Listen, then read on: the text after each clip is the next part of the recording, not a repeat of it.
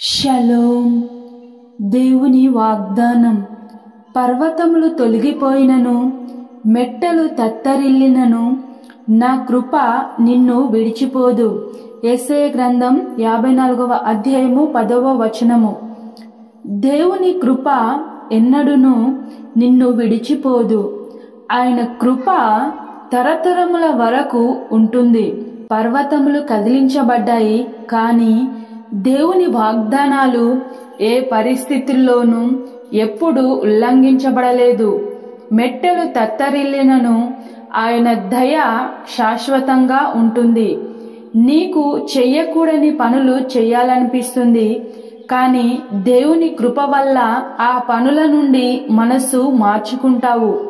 మనం పాపంలో జీవిస్తున్నప్పుడు ఆయన యొక్క కృప ద్వారా మనం రక్షించబడి నీతిమంతులుగా తీర్చబడ్డాము.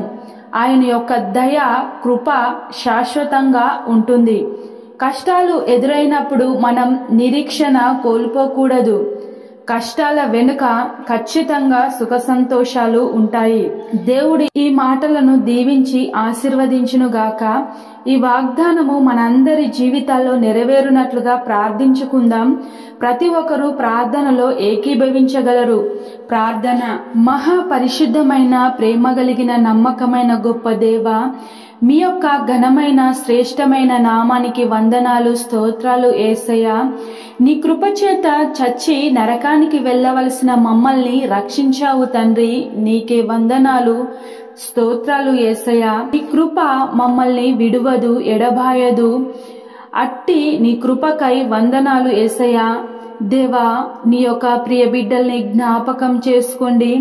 ఎవరెవరు ఏ ఏ అవసరతలో ఉన్నారో సమస్తము నీకు తెలుసు గనుక వారి యొక్క ప్రతి అవసరతను మీ నామములో తీర్చబడునుగాక. దేవా, అనారోగ్యంతో బాధపడుతున్న ప్రతి బిడ్డను జ్ఞాపకం చేసుకుని సంపూర్ణ స్వస్థతను దయచేయండి. ఆర్థిక ఇబ్బందుల్లో, అప్పు బాధల్లో కూరుకుపోయి కృంగిపోతున్న ప్రతి ఒక్కరికి మీ సహాయము దయచేయండి. అప్పులు మీ నామంలో తీర్చబడను గాక. యేసయ్యా, జాబ్ కోసము ఎదురు చూస్తున్న వారికి మంచి జాబ్ చేస్తున్న వారికి మీరు తోడై నడిపించండి. మానసికంగా కృంగిపోతున్న వారిని విడిపించి ఆనందము, సంతోషము దయచేయండి తండ్రి. గొప్ప దేవా, కుటుంబ గొడవలతో, సమస్యలతో ఉన్న ప్రతి కుటుంబానికి శాంతి, సమాధానము, నెమ్మది దయచేయండి యేసయ్యా. దేవా, నీ పరిచర్య చేస్తున్న ప్రతి ఒక్క సేవకులకు మీరు తోడై మీ పరిచర్య బహుగా విస్తరించులాగున సహాయము చేయండి. దేవా, తెలుగు రాష్ట్రాలను, భారతదేశమును, ఇతర దేశాలను ఆశీర్వదించి దీవించమని పరిశుద్ధుడు, నజరేయుడైన శ్రేష్టమైన నామంలో స్తుతించి ప్రార్థించి అడిగి వేడుకుంటున్నాం మా ప్రియ పరలోకపు తండ్రి. ఆమెన్. ఈ రోజు పెళ్లి రోజు, పుట్టినరోజు జరుపుకుంటున్న మీ అందరికీ దేవుడు తోడై మిమ్మల్ని ధారాళముగా దీవించి ఆశీర్వదించునుగాక. మీ యొక్క ప్రార్థన అవసరతలుంటే మాకు తెలియచేయగలరు. మేము మీకోసము, మీ కుటుంబం కోసము ప్రార్థిస్తాము. దేవుడు మిమ్మల్ని దీవించి ఆశీర్వదించునుగాక.